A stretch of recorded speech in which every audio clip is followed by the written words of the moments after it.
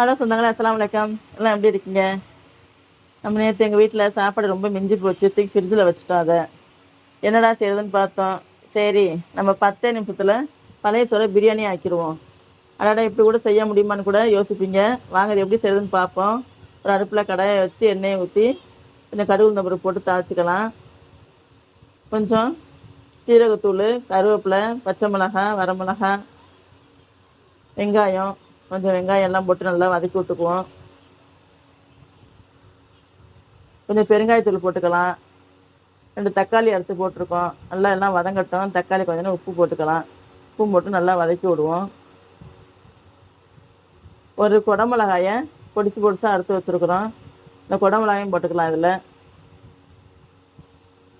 நீங்களும் உங்கள் வீட்டில் இதே போல் செஞ்சு பாருங்கள். சூப்பராக இருக்கும். இப்படி கூட செய்ய முடியுமான்னு கூட யோசிப்பீங்க. அவ்வளோ டேஸ்ட்டாக இருக்கும். நல்லா வதக்கி விட்டுக்கலாம்.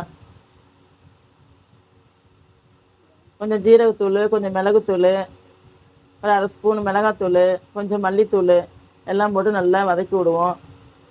நல்லா வதங்கட்டும். மசாலா வதங்கினதுக்கப்புறம் நம்ம எடுத்து வச்சுருக்கிற சாப்பாட்டை அதில் போடுவோம்.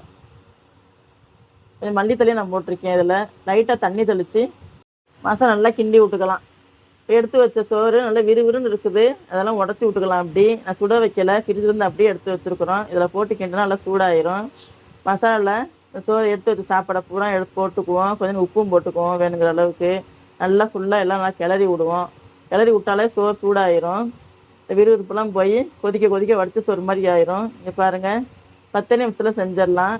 எல்லாம் சோறு ரெடி ஆகிடுச்சு. இப்போ 10 நிமிஷத்தில் பழைய சோறு பிரியாணி தான். எப்படி இருக்குது பாருங்கள். நீங்களும் உங்கள் வீட்டில் செஞ்சு பாருங்கள்.